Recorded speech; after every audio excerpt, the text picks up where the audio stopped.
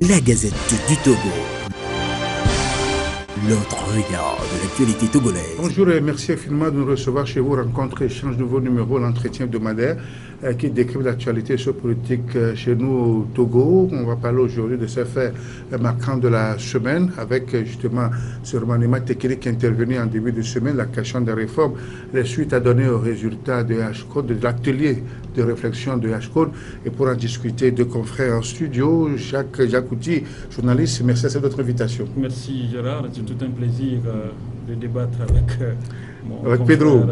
C'est ça. Ça fait longtemps qu'on ne s'est plus retrouvé sur le plateau. C'est ça. Donc c'est un plaisir pour moi de le retrouver. Oui, plaisir partagé, n'est-ce pas, Pedro? Exactement. Oui. D'abord, je dis bonjour à vos téléspectateurs et j'implore la grâce de Dieu sur tout le Togo parce que les moments sont extrêmement difficiles. C'est ça. Chacun d'entre nous, si nous pouvons un peu soulager cette population-là avec les explications que nous avons données, Dieu merci. Merci bien. Je rappelle que vous êtes membre de la Société de la communication de l'ANC, vice-président de la CENI. Vous le demeurez toujours, n'est-ce pas? Exact. Je suis le vice-président de la CENI en vertu du code électoral et de la constitution de la République togolaise. N'en déplaise à ceux qui pensent que c'est déjà fini. Non, je suis le vice-président de la CENI. Donc ce n'est pas encore terminé cette histoire? Ah non, justement non. Il y a une loi qui met en place la CENI. Oui. Ce n'est pas des gens dans leur volonté manifeste de mal faire qui vont nous pousser dehors, nous les regardons. Parce que c'est un cercle. Ils vont tourner, ils viendront. Très bien. Alors, merci pour cette brève introduction. Alors, entrons dans le vif du sujet avec ce premier élément, en tout cas ce premier dossier. Jacques, on l'a appris en début de semaine, le ministre Ayassor, au cours de remaniement technique, a été remplacé par un autre. Quelle réflexion cela vous inspire quand vous avez appris l'information? Bon, il est vrai que le départ d'Ayassor a surpris beaucoup de Togolais. Surtout, je rappelle qu'il a fait près de 10 ans au ministère. Plus que 10 ans. Et puis, quand vous fouillez un peu les annales de notre pays, vous n'allez pas voir un seul ministre depuis les indépendances qui a occupé un poste pendant 10 ans. Le ministre Ayassor le premier qui a cumulé effectivement ce poste à lui seul pendant 10 ans. Donc il faut reconnaître que c'est vrai que quand vous êtes à un poste stratégique, que le ministère des Finances, l'usure est là, il faut le reconnaître. Et quand le jeu de l'homme, de la méthode les deux. Oui. Les deux. Et puis l'autre aspect, vous savez, quand vous gérez également l'argent, vous n'aurez pas seulement des amis, mais vous aurez également des ennemis.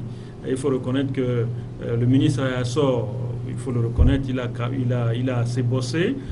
Vous savez, c'est sous Ayassor que nous avons atteint le point d'achèvement PPTE. C'est sous également Ayassor qu'on a eu quand même, parlant des réformes jusqu'à la création de l'OTR. Il faut reconnaître que quand même le monsieur a quand même donné. Vous savez, celui qui a nommé Ayassor, le chef de l'État, s'est dit, bon, peut-être que ça suffit. Mais l'autre aspect également, vous savez que, parlant des réformes, vous savez que l'OTR est constitué aujourd'hui une bête noire pour l'ensemble des acteurs des affaires de notre pays. Vous savez que l'OTR constitue aujourd'hui une bête noire pour les finances de notre pays. Donc il faudrait que, avec le nouveau ministre qui est là, le ministre Sani, que l'État puisse revoir effectivement le fonctionnement, la gestion de l'OTR. Parce que les petits commerçants et les petites commerçantes qui étaient là entre-temps, qui servaient de relais par rapport à notre économie, aujourd'hui, toutes ces personnes-là sont asphyxiées. Parce qu'il suffit seulement que l'OTR vienne et vous apprenez que tel magasin a été fermé et que telle soeur, tel frère n'arrive plus à vendre. Et entre-temps, on avait même, vous savez, les transitaires qui allaient au port, qui revenaient, qui nourrissaient beaucoup de familles. Et nous avons vu aujourd'hui ces transitaires-là n'arrivent plus à exercer tellement le travail. Donc, c'est vrai que Ayassor Sempaï n'a pas seulement les côtés négatifs, mais il y a également les côtés positifs qu'il a eu à réaliser dans notre pays. Et comme je le disais à l'instant, quand vous gérez l'argent, vous n'aurez pas seulement des amis, vous aurez également des ennemis. Certainement que Ayasoya a blessé d'autres sur certains contrats ou soit sur certains paiements, et certains ne sont pas contents, d'autres sont contents du fait qu'on puisse le sauter de là. Mais ce qui est important, vous savez, la vie, c'est comme c'est la roue de l'histoire qui tourne. Ayasoya est parti, une autre personne est venue. Espérons que avec la venue de cette personne-là, comme je le disais à l'instant, ce qui est important aujourd'hui, c'est qui nous tient aujourd'hui à cœur en tant que Togolais, il faut que l'économie togolaise reprenne. Quand vous faites un tour, par exemple, au port, vous avez le pincement au cœur. Parce que les véhicules qu'on voyait, les conteneurs qui venaient dans notre pays, on a vu que tout a diminué. Oui. Pedro, justement, je voudrais votre réaction sur l'événement technique intervenu en début de semaine. Vous savez, c'est un épiphénomène pour nous. Ça ne veut rien dire. Bon, vous savez, ce qui nous importe, nous, à l'ANC, c'est très clair. C'est arriver au changement. C'est ça qui nous incombe. Et c'est ce travail-là que nous sommes en train de faire. Qu'on fasse un jeu de chaises musicales, Ayaso s'en va, un autre vient, ça ne résout pas le problème du Togo.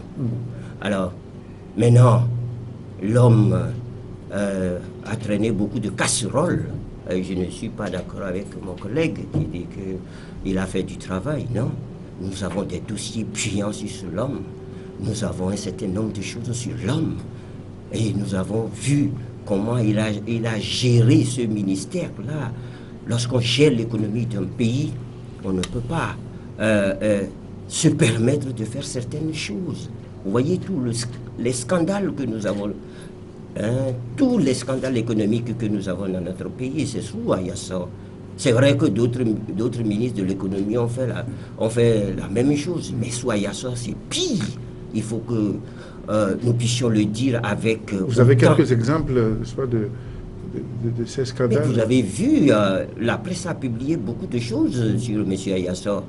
Il a même esté cette presse-là devant les tribunaux, et ce qui n'a même pas prospéré. Donc, pour nous, son éviction, c'est un épiphénomène. Alors, est-ce que quand il est parti, tout ce qu'on lui reproche, ou tout ce que les Togolais lui reprochent, est-ce qu'on le lui a retiré? Non. Il a amassé un trésor de guerre, il a pris notre argent, il faut le dire avec autant de précision.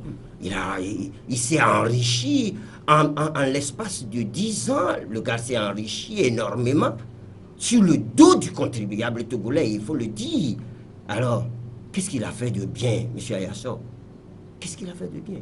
Parlons de l'OTR, comme mon collègue le dit, c'est encore une autre paire de manches. C'est de l'arnaque pure et dure. Depuis que l'OTR est là, les Togolais tirent le diable par la queue. C'est vrai qu'ils tiraient le diable par la queue entre-temps. Maintenant, avec l'OTR, ils tirent le singe par la langue. Et il faut le dire avec exactitude. Donc, ça ne nous fait ni chaud, ni froid.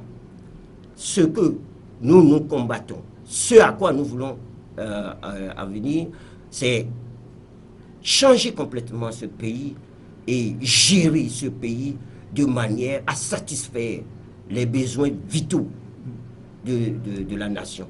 C'est de ça qu'il s'agit. C'est ça. Alors, disons-le, pendant 10 ans, il était le super ministre, n'est-ce pas, qui ne rendait compte directement au chef d'État, justement. Et alors, il y a beaucoup de rumeurs qui circulent à propos de cette éviction. Est-ce que encore c'est la possibilité d'un clash entre lui et le chef de l'État, ou bien c'est surtout sur la mise en application des réformes et que le problème se pose? Bon, vous savez, j'ai l'impression que le poste du ministère des Finances au Togo est devenu finalement un ministère diabolique. Parce que, vous vous rappelez, la plupart de ces ministres sont toujours sautés avant le remaniement. Vous vous rappelez du ministre Payadouba Boukessi, qui était également, c'est au journal de 20 heures qu'il a été sauté. Et également, le ministre Ayassor aussi, c'est encore au journal de 20 heures qu'il a été sauté. Sympa.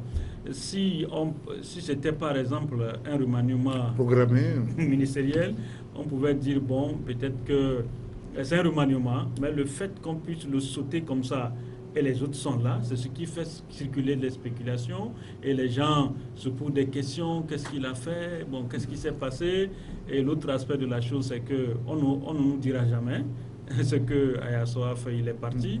Vous vous rappelez que c'est ça aussi le problème, le manque de communication, parce que le Togolais voulait savoir, parce que quand même, un ministre qui a exercé pendant 10 ans... Bien exactement qu'au Togo, on nomme les ministres, on les démet, sans que le peuple togolais sache pourquoi on les a dégommés. Vous apprenez à la télévision comme ça, et puis c'est fini, basta. Et qu'est-ce qui se passe? Bon, on les met à côté, et puis du jour au lendemain, on les fait revenir. C'est ça au Togo. Parlons précisément du ministère de l'économie. Mon collègue a sorti tout à l'heure PPTE. PPT, c'est ça, non? PPTE. Alors, qu'est-ce qui s'est passé? Ça fait 5 ans, nous sommes érigés pays pauvres, très endettés. Et on nous a fait don de près de 80% de toutes les dettes extérieures que le Togo a contractées. 5 ans après, quelle est la dette extérieure du Togo? C'est de ça qu'il s'agit. La dette extérieure du Togo a exponentiellement augmenté jusqu'à dépasser là où cette dette-là était quand nous étions dans le programme PPTE. Qu'est-ce qu'on a fait avec les milliards qu'on nous a gratifiés? Qu'est-ce qu'on en a fait? Qu'est-ce qu'on en a fait? Regardez l'état du Togo. Circuler dans Lomé, aller à l'intérieur. Moi, je reviens de Dapan. Oui, je suis allé animer 2 meetings à Dapan. Regardez l'état, regardez le Togolais, regardez le visage du Togolais. Mais qu'est-ce qu'on fait avec notre argent? Et on est ministre, on fout le bordel. Il faut dire les choses telles qu'elles se passent. Le Togo est aujourd'hui exponentiellement endetté. Je ne parle pas de la dette intérieure, je parle de la dette extérieure. La dette intérieure du pays passe aujourd'hui à hauteur, dépasse même 700 milliards de francs, de nos francs. Et la dette extérieure exponentiellement est au-delà de plus de 1500 milliards de francs. Ce n'est pas normal ces choses-là. Nous ne pouvons pas accepter qu'on puisse gouverner de la sorte notre pays. C'est pour cela que nous, notre combat, c'est de changer ces choses-là pour redonner aux Togolais la joie de vivre, la joie de goûter au bien-être, ne serait-ce que manger 2 fois par jour. Voilà de quoi il s'agit. Alors, cette façon de placer les ministres, de les sauter, de les faire revenir, il a parlé du ministre Payadouba Boukousi. Qu'est-ce qu'il a fait? On l'a sauté en plein midi. C'était en plein midi qu'on l'a sauté.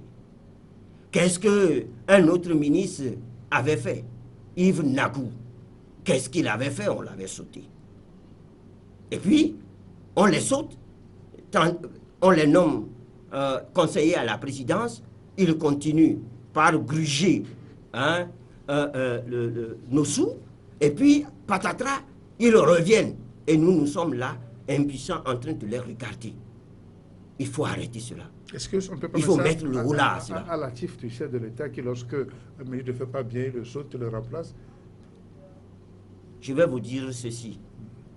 Ceux qui ont lu Le Prince, parce que Machiavel, les gens lisent Le Prince à tort et à travers.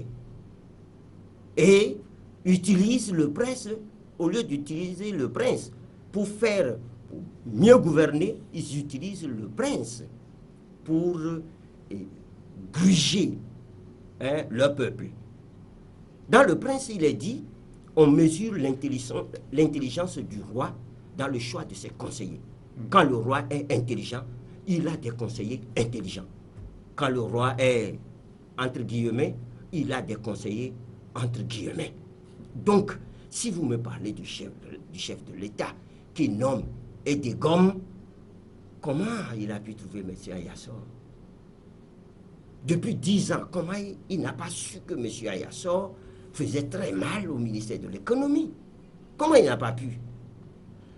Comment il n'a pas pu?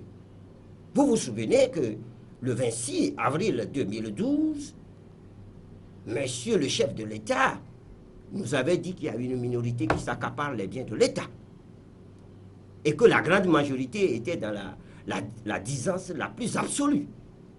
Alors, depuis 2012, mais le chef de l'État, après avoir fait son discours, il est allé au champ. Ou bien il est allé dormir. Alors, c'est ça la réalité au Togo. Et il faut ponctuer cette réalité-là de façon à ce que les choses changent.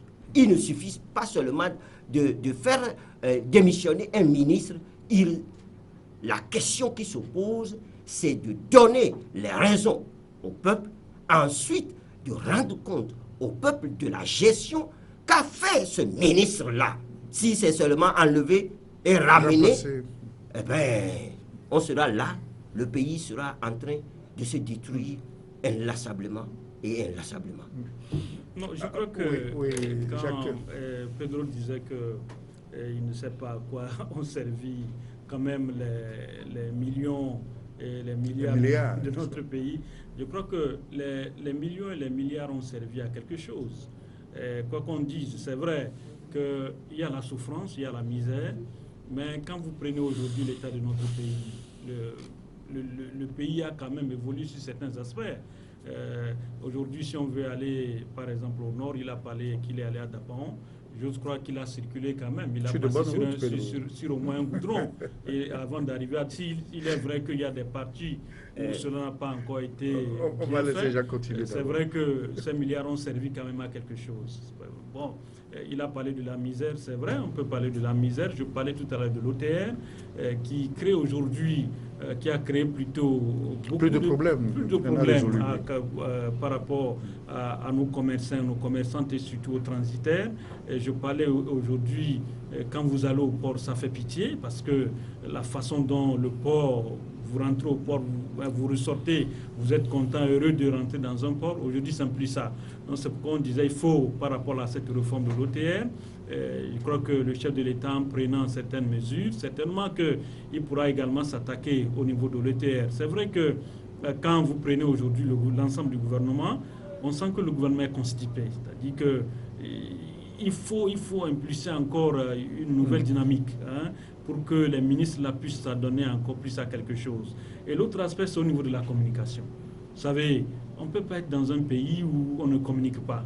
Vous savez que lorsque vous ne communiquez pas, il y a des choses, on se tait là-dessus, et cela constitue un cancer et ça ronge le tissu social.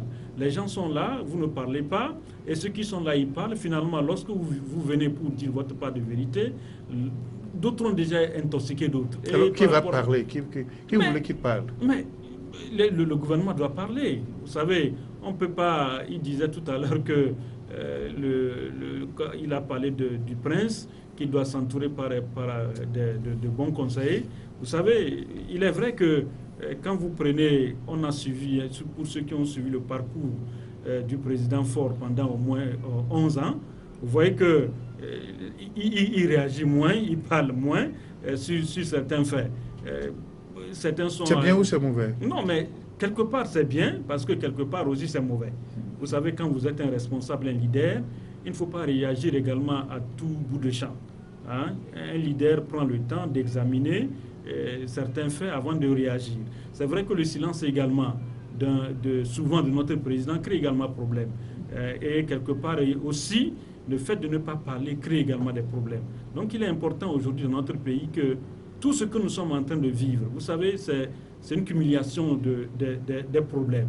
Lorsque, par exemple, surgit un problème et qu'on réagit, je crois que cela pourra aider les Togolais à voir clair sur certaines choses. Mais lorsqu'on ne parle pas et que c'est une partie seulement qui parle, et c'est là après que les problèmes naissent. Donc il est important aujourd'hui qu'au niveau de la communication du gouvernement, qu'on puisse revoir cette situation. Il y a des choses qui se passent dans ce pays, des choses qui font... Quand vous les voyez, vous pouvez les qualifier, mais d'autres aussi, on ne pourrait pas les qualifier parce qu'il n'y a pas de communication. Donc il est important aujourd'hui qu'on puisse revoir la communication au niveau du gouvernement.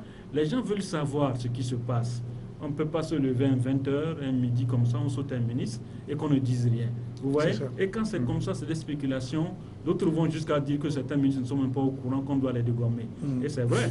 Donc vous voyez, quand c'est comme ça, quand la spéculation court comme ça, finalement, les Togolais ne se retrouvent pas. Alors, Pedro, dans la pratique, est-ce qu'il faut forcément communiquer autour de la démission, de la nomination des ministres, par exemple?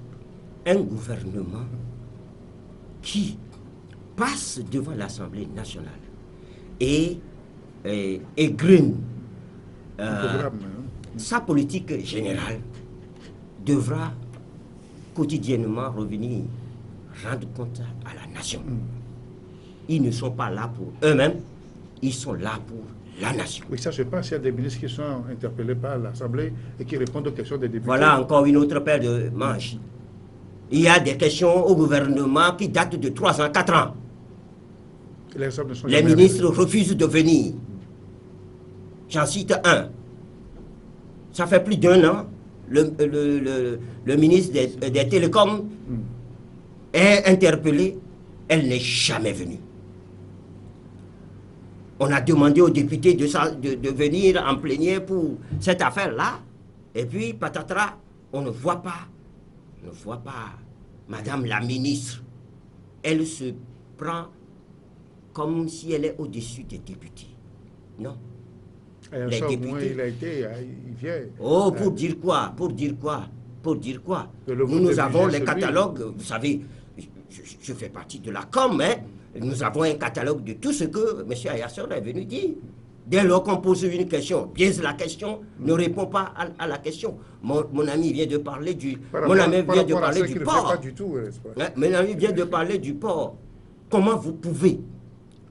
Tous les parcs qui sont au port sont aux mains des étrangers. Le seul parc TP3 qui restait pour les Togolais, nous avons encore trouvé la manie de vendre ça à des étrangers. Mais qu'est-ce que vous voulez que la population fasse? Et puis, patatras, ce parc-là prend feu. Comment voulez-vous que j'interprète ça? Dites-moi comment je peux interpréter cela. Non, c'est un véhicule qui a pris feu. Mon ami, je sais ce que je dis. Oui, j'ai dit comment je peux interpréter cela. Moi, je suis politique. J'ai un fait devant moi. Je sais que ce parc a été vendu. Je ne veux pas seulement donner le nom à qui on l'a vendu parce que je connais le nom. Maintenant, le parc, les gens disent non, vous ne pouvez pas nous prendre ce parc-là. Ça prend feu dedans. Comment voulez-vous que je l'interprète? Je laisse ça. Le port autonome ne contribue pas au budget, national, au budget de la République que de 2 milliards. Mais alors que tout le monde sait ce qui se passe au port, les rentrées sont sues par tout le monde. Quelque chose de très simple. Vous voyez les bateaux qui sont en rade là, chez nous? Ces bateaux viennent pour leur sécurité. Et chaque bateau paye. Globalement, nous avons fait les calculs. Ces bateaux-là, il en vient 100 par mois. 100 par mois. Nous avons fait les calculs, ça faisait quelque chose de plus de 2 milliards. Alors, si le port contribue au budget national de 2 milliards, où sont passés la manutention? Tout ce qui se fait au port. L'argent est passé où? Et le chef de l'État est où? Comment se fait-il que tout cet argent-là part en fumée? Comment? Alors, nous pouvons aller, mon ami dit, il y a des choses qui se font. Moi, je vais à l'hôpital Sylvanus Olympio. Et là, va arriver, là, vous allez pleurer. J'ai été victime moi-même. J'ai fait opérer quelqu'un là-bas. On a opéré quelqu'un là-bas. On parle d'approche contractuelle maintenant. Hein. Le jour où on allait opérer la personne, je vous assure, il n'y avait même pas de porte. Je dis porte au bloc opératoire. La lumière, il n'y en avait pas. Le climatiseur pour permettre aux médecins de faire un travail, ils n'ont pas pu. Ils ont fait seulement une seule intervention et ils sont sortis de la salle, ils ont laissé tout le reste. Et pourtant, nous avons un État, nous avons un gouvernement. On ne peut pas me dire que l'argent là est parti ailleurs. qu'on a fait. Vous parlez de route, je suis allé à Japon. Combien de kilomètres de bonne route j'ai eu sur la route? Allez-y, vous allez voir. Allez-y. Et pourtant, il est dit que chaque année dans le budget national, il y a toujours une dotation. Je vous dis quelque chose qui va vous surprendre. L'électricité. Vous et moi, nous payons l'électricité publique sur nos factures. L'éclairage public, c'est bien mis. L'éclairage public, nous payons ça. 1 franc par kilowatt, oui. Mais vous savez combien ça fait? Est-ce que vous savez combien ça fait? Mais cet argent-là, on ne le voit jamais. Et on ne paye jamais l'électricité publique. Là encore, c'est pas grave. Chaque ministère a une dotation pour l'électricité. Mais le ministre est venu, c'est ce que le ministre Ayassor est venu nous dire à l'Assemblée nationale, que l'État ne paye pas ses factures d'électricité. La question, où sont passées les dotations de ces ministères? Silence sépulcral. Alors, et chaque année, on fait cette dotation. Chaque année, la présidence à elle seule a 3 milliards de crédit pour l'électricité. 3 milliards. Mais on tourne une usine à la présidence. Non, il faut être sérieux quand même quand nous parlons. Il faut que nous soyons sérieux quand nous parlons. Parce que c'est de la vie de nous tous qu'il s'agit. Vous voyez, si on avait envoyé sur les 3 milliards, 1 milliard au CHU, Sylvanus Olympio, comme on le dit ici pompeusement, vous voyez ce qui peut arriver pour les malades qui sont là-bas. Moi, je vois des malades par terre.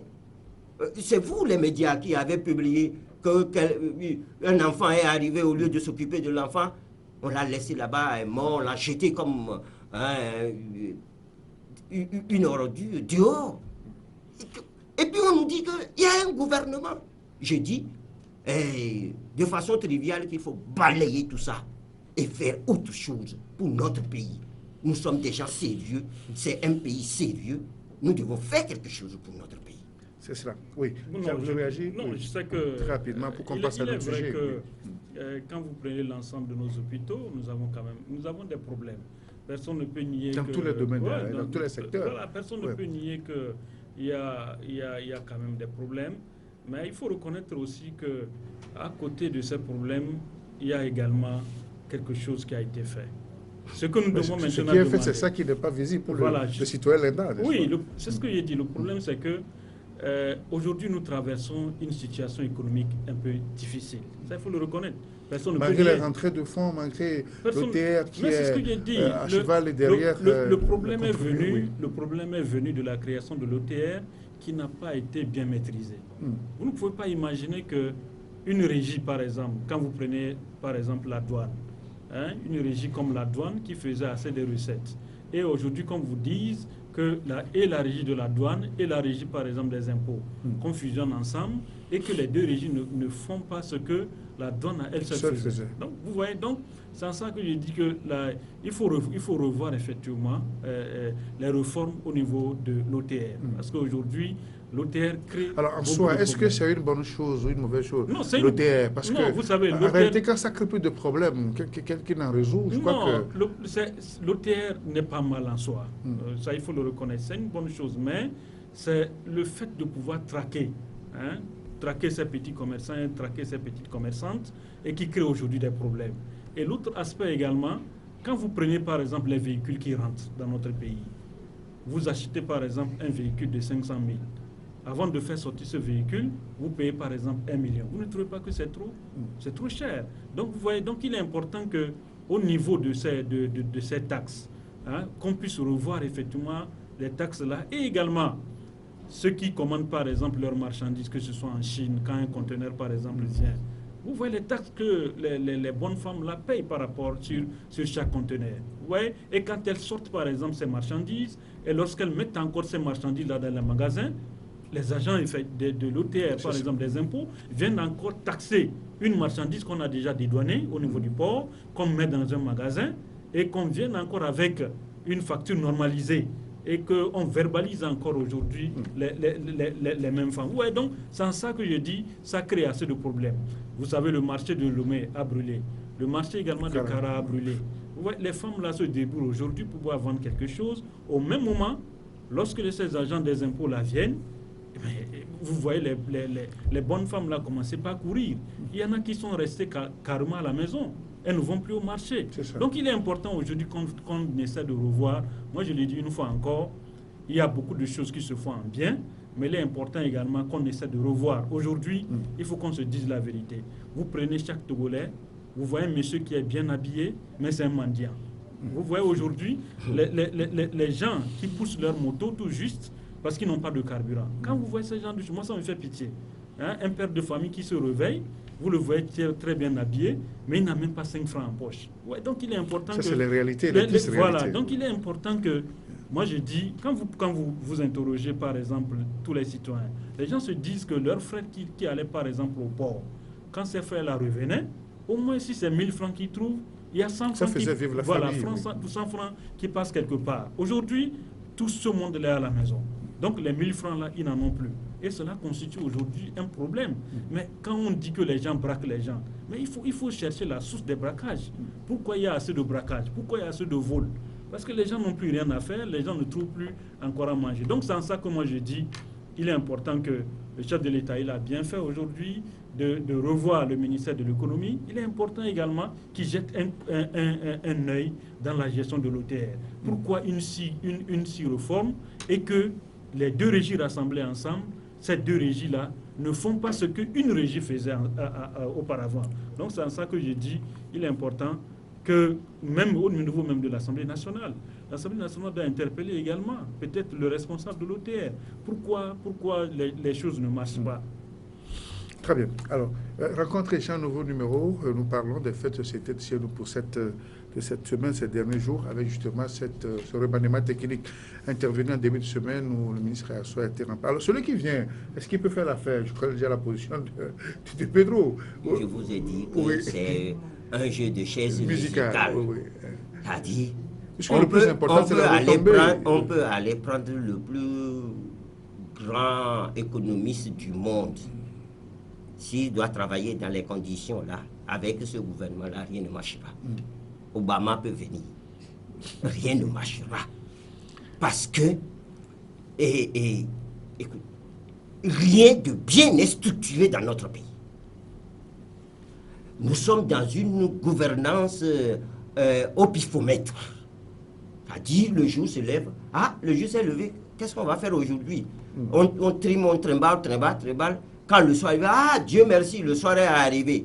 Et on va se coucher tranquillement en attendant un autre jour. Donc, gouverner, le jour. Eh bien, dis donc, gouverner, c'est prévoir des choses. En tout cas, moi, j'ai lu le plan quinquennal de 20 ans de M. Sylvanus Olympio. Je vous assure que si ce plan avait été exécuté, aujourd'hui, nous n'en serons pas là. Vous avez...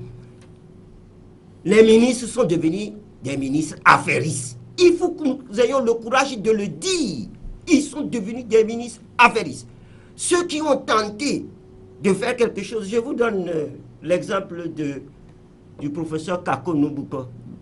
Il était venu pimpant et croyant qu'il allait faire quelque chose, grand économiste, ministre de la prospective, nous a-t-on dit. Et puis, patatras, on l'a envoyé circuler dans tout le Togo, et puis il est revenu, et on lui a tapé sur le doigt. Écoute, tu crois que quoi? Hein? Fous le camp ici. Et il a foutu le camp, de grâce. Et tout ça là, notre pays est en danger, et il faut le dire avec justesse. Ce pays est en danger, il va falloir que nous puissions faire quelque chose. Parce que demain, nos enfants vont en souffrir. Ce que nous sommes en train, nous au moins, nous pouvons arriver ici. Mais le tout, nous avons une gouvernance qui clochardise le citoyen togolais. C'est la clochardisation de notre pays qui est avancée maintenant. Il faut arrêter cela. Absolument. Bon, connaissant quand même, rapidement, pour qu'on passe au sujet, le ministre Sani, je sais qu'il a fait ses preuves au niveau de Ecobank, il a fait également ses preuves ici à la BTCI. Je crois qu'aujourd'hui, le président de la République a voulu donner un 109 au niveau du ministère de l'économie. comme je le disais à l'instant, ce qui est important aujourd'hui, c'est le panier de la ménagère. Vous savez, aujourd'hui, l'argent ne circule pas. Mais Jacques, ce n'est pas parfois aussi une question d'homme, c'est une question d'institution. Hein, oui, c'est ce que j'ai dit. Comme disait Pedro, si le système est tel, est-ce que l'on peut faire quelque chose? Non, bien sûr. Vous savez, c'est les hommes qui forgent les institutions. Donc, il est important qu'aujourd'hui, à Donc, vous pensez qu'il peut avoir les mêlés pour travailler, apporter ça touche. Moi, je dis, aujourd'hui, si le président de la République a eu confiance en lui en le nommant au ministère des Finances, il faut qu'il ait également le courage de jeter également un coup d'œil au niveau de ce qui se passe aujourd'hui à l'OTR. Donc il est important. À condition qu'il ait les mêlés pour travailler. Oui, mais c'est ce que j'ai dit. Mais il faut qu'il jette également un coup d'œil au niveau de la gestion de l'OTR. Vous savez, entre-temps, l'OTR avait sorti un arrêté pour dire que la taxe sur l'habitation. Vous voyez ce que le tollé que cela a causé. Finalement, ils ont reculé, ils n'ont plus avancé. Et aujourd'hui, il est important que, je dis, pour que les choses puissent marcher, il est important, il est un jeune ministre, qu'ils essaient de revoir certaines réformes. C'est vrai que la création de l'OTR, c'est une bonne chose en soi, mais aujourd'hui, l'OTR crée plus de problèmes. Donc, il faut voir qu'est-ce qui ne va pas, qu'est-ce qui ne marche pas, pourquoi l'argent ne circule plus. Et bon, je crois qu'en cherchant les pistes là, le nouveau ministre pourra faire quelque chose, bien sûr. Vous savez, il ne pourra pas faire la chose seul sans le concours des autres. Aujourd'hui, les bailleurs de fonds sont prêts à nous accompagner. D'ailleurs, ils nous accompagnent. Donc, le reste maintenant incombe à nous, surtout les premiers responsables, qu'ils puissent jeter vraiment un coup d'œil sur ce qui se passe. Alors, autre préoccupation à l'heure de notre discussion, ce sont les liaisons justement dans le domaine économique avec ces évasions fiscales, l'histoire de Madame Pépette, dont certains des Togolais sont cités. Qu'est-ce que vous en savez sur la chose? Beaucoup de choses d'ailleurs. Qu'ils vous souviennent que en 2014,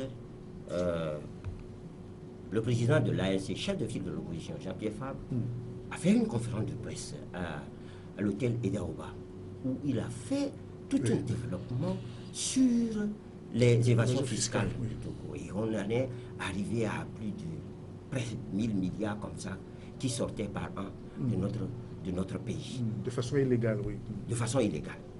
Il a tiré sur la sonnette d'alarme. Pourquoi?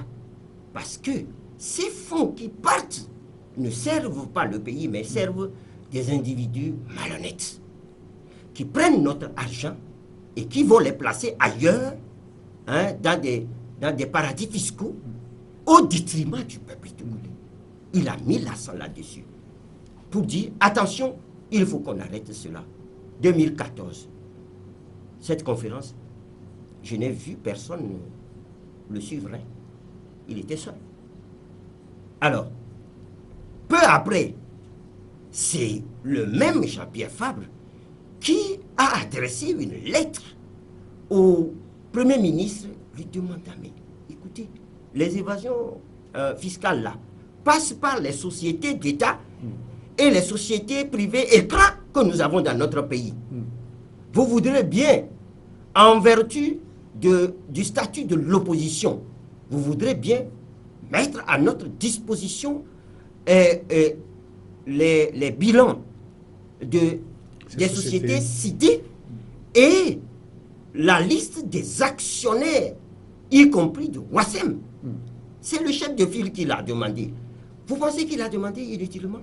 C'est parce que déjà on savait que ces sociétés-là créaient des problèmes énormes au peuple togolais et que les dirigeants passaient par ces sociétés-là pour faire fuir les capitaux que nous avons. Alors, on n'a vu personne suivre le chef de file de l'opposition jusqu'à ce que Panama Papers arrive. Et quand Panama Papers arrive, il ne faut pas croire que c'était tombé de façon béate. Non, nous y avons travaillé sur les Panama Papers. Et nous savions ce qu'il y avait dans Panama Papers. Nous poursuivions les enquêtes au Togo ici pour identifier avec précision ceux qui étaient les auteurs et où allait notre argent. Le cas de Wassem est bienvenu et je salue ici la sagacité et le courage de nos collègues qui ont fait de l'investigation et qui ont déniché ce dossier-là et qui l'ont rendu public. Il n'en demeure pas moins que au sein de notre parti, on avait déjà des pistes. Maintenant que les journalistes l'ont fait, il reste aux politiques d'utiliser. Et c'est en cela que nous sommes des responsables. Nous ne nous jetons pas. Et notre parti n'est pas comme un mouton qui rue dans les brancards. Notre parti est un parti responsable qui, lorsqu'il y a un problème, analyse le problème sur toutes les coutures et avant de faire une sortie et de situer avec précision les populations togolaises. Oui. Donc, nous ne sommes pas surpris. Quand la liste s'est sortie, c'était des noms des personnalités proches du pouvoir qui étaient citées. Maintenant, il y a aussi des noms des personnalités proches de l'opposition qui sont citées. Exactement. Oui. C'est de là qu'il fallait scinder les choses et voir si l'actionnariat au niveau de Ouassem a été fait de façon à respecter les normes. Est-ce que ceux qui ont acquis des actions l'ont acquis de façon régulière? Alors, ça, c'est un travail. Un second travail, c'est de voir, parmi cette liste-là, c'est-à-dire sur cette liste-là, figurent les plus hauts responsables du pays. Ce qui crée un autre problème à la nation. Parce que si déjà il y a des hauts responsables, c'est qu'ils ont utilisé leur position dominante. Et ça, c'est une corruption. Parce que l'actionnariat est une bonne chose. On doit permettre à tout le monde. Ce n'est pas interdit. On doit permettre. Mais si vous, Monsieur Wilson Gérard, il y a la BTCI ouvre son capital et que vous pouvez postuler, pourquoi nous devons vous refuser? Mais il faut le faire dans les normes, c'est tout. Voilà, il fallait le faire dans les normes. Ça concerne les individus. Ailleurs, en France, il y a toute une équipe qui s'occupe de ça et on vérifie les choses. Mais par contre, chez nous, en Afrique, et particulièrement au Togo, parfois même les gens ne payent pas les actions. Quand les opérateurs économiques viennent, disent bon, nous avons quelle est ma part. C'est-à-dire, ils prennent leur position dominante pour pouvoir avoir, on ne leur donne pas l'argent, mais on leur donne des actions en contrepartie de leur signature. Donc, vous voyez, un parti responsable ne peut pas ruer dans les brancards.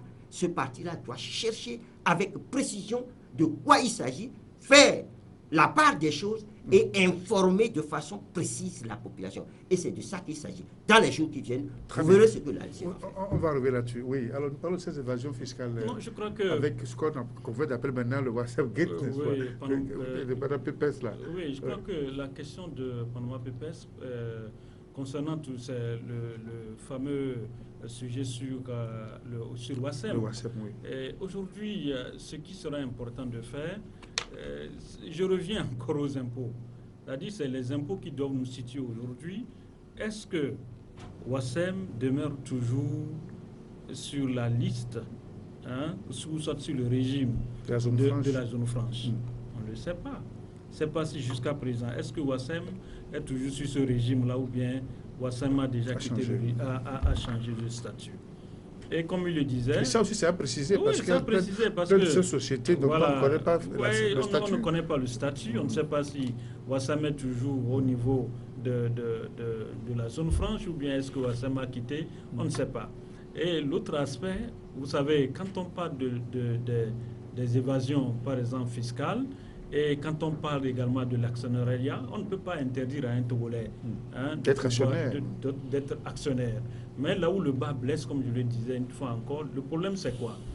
Quand vous êtes, par exemple, dans ces actions, vous ne placez pas votre argent dans le pays. C'est-à-dire que on envoie cet argent-là ailleurs. Et cet argent-là échappe au fixe, c'est-à-dire que vous ne payez pas les impôts. Alors que c'est les impôts qui font tourner un pays par rapport à son développement. Donc aujourd'hui, il est encore important, on a cité des noms, et il faut également analyser la chose, voir à quel moment ces personnes-là ont dû acquérir, par exemple, ces actions.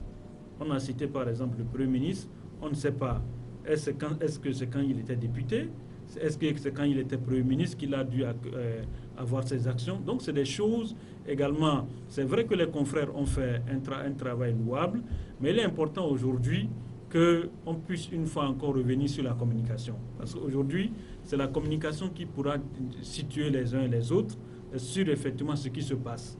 Vous savez, quand vous prenez par exemple Ouassem, vous avez vu ce qui s'est passé là-bas. C'est en ça que les Togolais sont un peu aigris, sont un peu énervés sur cette situation.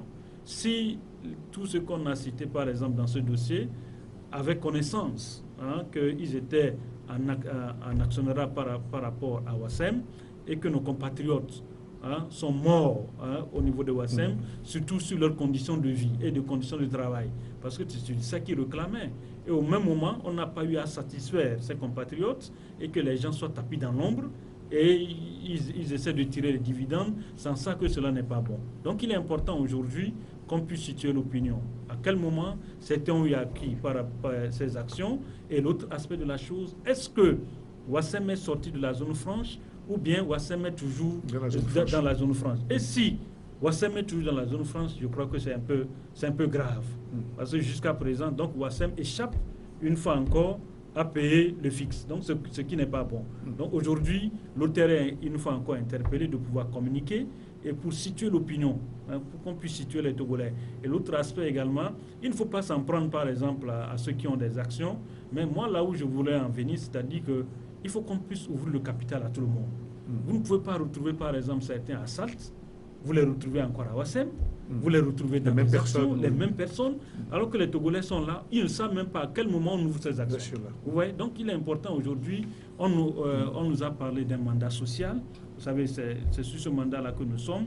Il est important qu'un mandat social n'englobe pas seulement ceux qui sont riches. Le mandat social englobe également ceux qui sont pauvres. Et quand on parle du social, cela concerne plus les pauvres. Parce que les riches, ils ont déjà l'argent.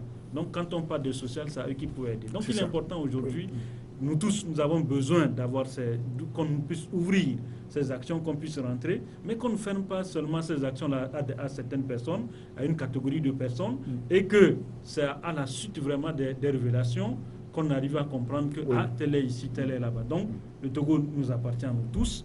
Donc, il est important que l'opinion soit située sur ce qui se passe. Oui, alors, Pedro, vous avez bien fait ressortir que déjà en 2014, votre leader, le leader de l'ANC, a attiré l'attention de l'opinion sur ces évasions fiscales. Alors, pourquoi à ces dernières révélations, l'ANC n'a pas encore fait de sortie médiatique pour situer l'opinion publique? J'ai déjà commencé par vous expliquer notre démarche tout à l'heure. Écoutez, comment on dit ça? Puisqu'il y a des noms qui sont cités aussi sur la liste. J'en viens tout à l'heure. Je ne suis pas venu ici pour faire la langue de bois, parce que je connais le dossier, c'est pourquoi je suis venu pour en parler. D'accord? Donc, ne laissons pas la proie pour l'ombre. Ce qui se passe actuellement, notre parti a été accusé de ne pas réagir. Mais c'est extrêmement grave. Les gens ont parlé sans savoir ce qui se fait au niveau de l'ANC. Écoutez, vous allez sur le site de l'ANC. Vous allez voir que dès que Alternative a sorti ce document, nous étions les premiers à mettre à la une de notre site tout l'article concernant Ouassem. Et nous avons fait mieux. Nous avons fait très mieux. Nous avons diligenté cet article-là vers une autre publication plus visible. Non, oui, plus visible et qui a un caractère plus international, c'est-à-dire Le Monde. Et nous avons repris l'article du Monde tel que c'est écrit. Nous l'avons sur notre site. Et si j'ouvre maintenant mon portable, notre cellule de communication et le bureau national de l'ANC, nous avons une plateforme où nous partageons les informations. C'est toutes les minutes, vous avez vu que je sortais, toutes les minutes que Dieu fait, nous partageons les informations. Et surtout sur WhatsApp, mais on en a fait une large diffusion. Maintenant, en ce qui concerne la position du parti, il faut que nous puissions, nous aussi, prendre certaines informations. Comme quoi, mon ami disait tout à l'heure, on ne sait pas quand le Premier ministre a acquis des actions à Ouassem. Oui. Il faut que nous le sachions. Il faut qu'en parlant, en venant communiquer, nous puissions dire, voilà comment les choses se sont passées. Voilà comment les choses se sont passées. Voilà comment les choses se sont passées. Donc vous entendez investiguer. Mais nous n'avons pas... C'est un parti politique, ce n'est pas un journal. Un journal, oui, dès qu'il a l'information, travaille et le publie. Un parti politique, cette affaire-là a un relent politique. Et c'est de ça qu'il s'agit. Et le relent politique, c'est qu'il y a des gens, c'est-à-dire des hauts responsables du pays, ont acquis des actions dans une société où l'État est actionnaire. Mais il y a conflit d'intérêts. Oui. Donc, nous devons enquêter pour savoir de quoi il s'agit. En parlant, nous puissions avoir les mots assez propices pour pouvoir parler de cette affaire. En 2014, il n'y avait pas ces informations-là. En 2014, il n'avait pas ces informations. En 2014, oui. Nous avons travaillé sur le rapport du GFI, Global Financial Integrity, qui avait sorti l'information. Nous avons travaillé et Dieu seul sait combien de temps le président national a dû enquêter sur ce truc-là avant de venir livrer le fruit de ces enquêtes à la population. De la même manière, lorsque le serveur Togo, c'est-à-dire le catering au niveau de l'aéroport, la presse a sorti ceux qui étaient actionnaires, nous avons marqué un recul, nous avons enquêté, et souvenez-vous que cet article-là est sorti entre le 1er et 2 mai. Ce n'est que le 20 mai que nous avons situé les responsabilités et le chef de file de l'opposition, par après, a envoyé une lettre au gouvernement. C'est la même méthodologie que nous sommes en train d'adopter. J'ai écouté beaucoup de gens dire que nous sommes embarrassés, le parti est embarrassé, oui, parce qu'une certaine Brigitte Amegavi a acquis des actions à Ouassem, donc ça nous embarrassait. Mais on veut gouverner ce pays. M. Jean-Pierre Favre veut gouverner ce pays.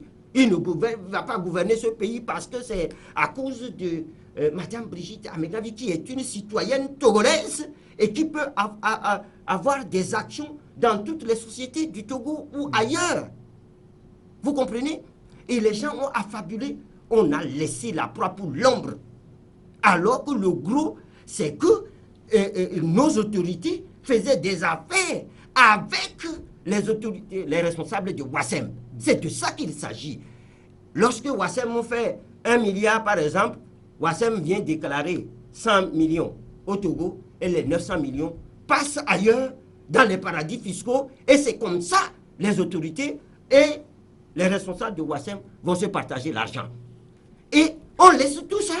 On va voir la pauvre Brigitte Amegavi, la pauvre qui a acquis ses actions normalement comme tout citoyen, comme tout individu. On est même rentré dans la famille de madame Brigitte Amegavi. On lui a collé sa sœur Isabelle Amegavi, qui est vice-président de notre parti, président du groupe parlementaire ANC. Et on a mélangé. Non, je vous le dis ici, ni Brigitte Amegavi, ni Isabelle Amegavi, c'est une des sœurs. Je fais la précision ici. C'est une des sœurs de Isabelle Amegavi, sa grande sœur, qui a épousé M. Ariali. Ils se sont séparés il y a 2 ans. Ils ont convoilé dans les années 90. Ils se sont séparés il y a 2 ans. Ils ont 2 fils. Alors, dites-moi, quel que soit le cas, M. Ariale est mauvais. Il faut qu'on le prouve et qu'il soit sanctionné conformément aux lois du Togo. M. Ariale est fou ou il est un bandit. Il n'en demeure pas moins qu'il a eu 2 enfants avec une Amégavi. Et ça, on n'efface pas les traces de famille. De grâce, qu'est-ce que nous sommes en train de faire au Togo? Et je vais vous dire que c'est tellement puissant que, heureusement que le président national et tout le parti, nous avons la carapace dure, nous avons tempéré la situation et nous allons faire ce qui va dans le sens du peuple togolais. Oui, et vous allez le voir dans les jours qui viennent. C'est la communication, pour situer Pedro, tout le monde. Le problème aujourd'hui, c'est quoi? Vous savez, vous avez parlé tout à l'heure de la SALT, quand les confrères avaient écrit sur ça pour parler de ceux qui détenaient également des actions. Vous avez vite réagi. Et 20 jours. Je me rappelle que dans la réaction du président national, il a fait référence des journaux qui avaient publié ceux qui détenaient les actions au niveau de la SAT. Donc, je crois que les Togolais s'attendaient encore à ce qu'on puisse sortir un communiqué.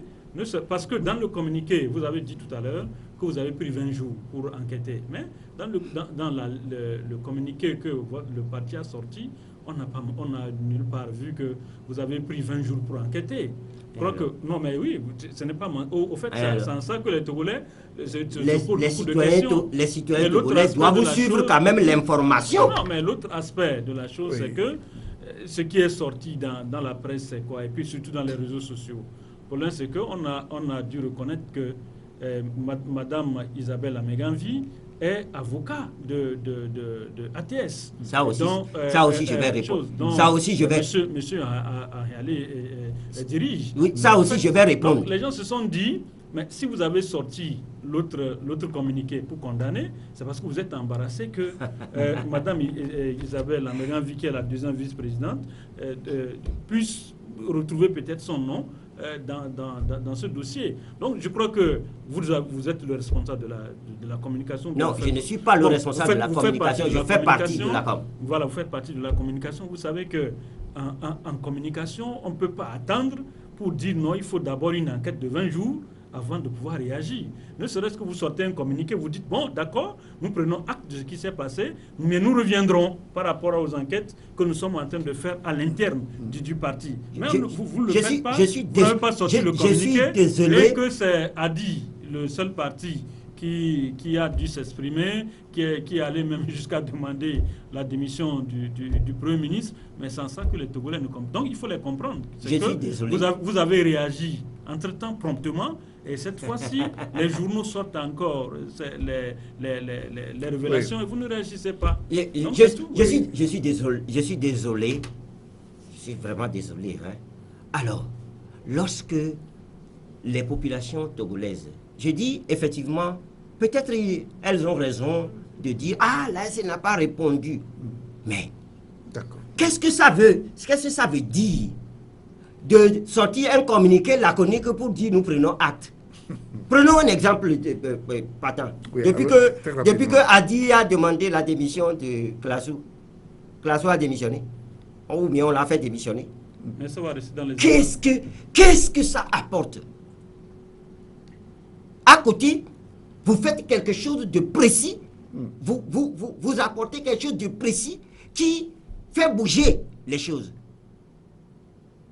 Un parti politique ne réagit pas parce que la presse a écrit ou parce que tout ce que le parti politique doit dire doit être documenté. Donc, et tout le monde sait que l'ANC documente toujours. C'est sorti. Très bien. C'est ça qui sauve ce parti depuis. Sinon, il y a longtemps que nous serons derrière les barreaux. En dehors de... On a incendié les marchés, on nous a fait porter le chapeau et nous avons encore des gens dans les prisons qui nous créent des problèmes. Nous devons nous occuper de leurs familles, nous devons nous occuper des gens qui perdent la vue. Il faut que nous opérons les gens tout le temps. Loum, la dernière fois, c'est lui qui nous a cités. C'est lui qu'on a forcé à nous citer. Mais Loum, nous devons payer les médicaments tout le temps.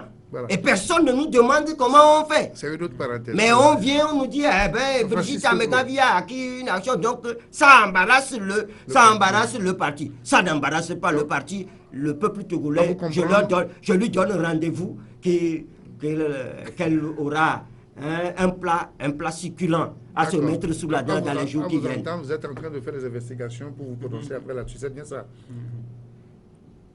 Ne me faites pas dire ce que je ne veux pas dire pour le moment. Je dis, et je le répète, le peuple togolais aura un plat succulent à se mettre sous la dent dans les jours qui viennent. Très bien. Merci, Francis Pedro. Alors, très rapidement... Non, je crois qu'il a dit quelque chose que Adi a sorti un communiqué, que ça n'a rien donné, que l'autre n'a pas démissionné. On se rappelle également que l'ANC également avait sorti un communiqué entre-temps, parlant toujours du problème de la SALT, mais ça aussi, ça n'a rien donné aussi. Mais comme je le dis toujours, il est important de communiquer. Vous communiquez. Ils vont le faire, c'est ce qu'ils nous promettent. Ils nous promettent qu'ils vont communiquer. Est-ce qu'il y a un parti qui communique mieux que les partis du Togo? Non, le RPT ne communique pas. Non. Mais nous, tous les jours, nous communiquons. Il n'y a plus de RPT, c'est UNIR. Mon ami, c'est RPT. Il ne faut pas aller chercher c'est RPT. Depuis qu'on a fait la présidentielle, là, tu as vu le siège de UNIR s'ouvrir où? C'est le siège du RPT qui est ouvert. Il y a le siège du UNIR à Pedro. Voilà, Pedro, merci Pedro. Merci Jacques Diakouti, c'est la fin de ce numéro. J'ai plus le temps de vous retourner la parole pour conclure. Donc, il faut qu'on conclue. On va conclure un peu. Alors, très rapidement. 30 secondes, Pedro, décide-moi, 30 secondes. Oui, vous savez, l'essentiel pour le peuple togolais aujourd'hui, c'est qu'on aille aux réformes. Voilà. Et ces réformes sont en train d'être... ces réformes sont en train d'être... de prendre un chemin. Je ne peux pas. Je suis en communication directe avec les députés dans la salle. Je sais ce qui se passe là-bas. Et ne soyez pas surpris que les mêmes personnes refusent de voter ce qui doit améliorer les conditions. Et nous demandons au peuple d'être responsable et de savoir situer les responsabilités cette fois-ci. Parce que si nous ne le faisons pas, on ne va pas mettre ça sur la tête de quelqu'un. Les gens, ils travaillent tous les jours. Dans cette proposition de loi, il y a la déclaration des biens des autorités. Donc, nous avons déjà fait le travail, ce qu'il fallait faire pour que Panama Papers, Wassem ne vienne à nous prendre à la gorge. C'est à l'Assemblée nationale que le peuple togolais, dans sa responsabilité, demande à tous les députés du Togo de voter cette loi cette fois-ci. Et de la voter pour donner un peu de lueur sur les joues des Togolais que nous sommes. Je vous remercie. Merci, Pedro. Je crois que Yashkroun avait parlé de revoir la situation du Togo, parlant également du social, les injustices qu'il faut également corriger. J'ose croire qu'avec tout ce que nous sommes en train d'assister aujourd'hui, vu cet atelier et également la loi que les deux partis ont introduite au niveau de l'Assemblée nationale, nous osons croire que rapidement, les uns et les autres vont s'entendre et que nous puissions sortir effectivement de cette situation si difficile, surtout la situation économique que nous sommes en train de traverser, pour que le Togo puisse mieux se porter et que le Togolais puisse vivre également un peu mieux. Bien, merci à vous deux, merci Pedro. On vous attend pour nous situer très rapidement. Merci à toi aussi, Jacques. Nous, on ne fuit pas nos responsabilités. Tout à fait. Nous ne fuyons pas. C'est fini pour ce numéro de rencontre et je vous retrouve la semaine prochaine de réflexion. Au revoir et à très vite. La Gazette du Togo. L'autre regard de l'actualité togolaise. Rejoignez-nous sur le www.lagazettedutogo.com ou encore sur nos comptes Twitter, Facebook et YouTube. Pour nous soutenir, merci de nous contacter à l'adresse suivante: contact@lagazettedutogo.com.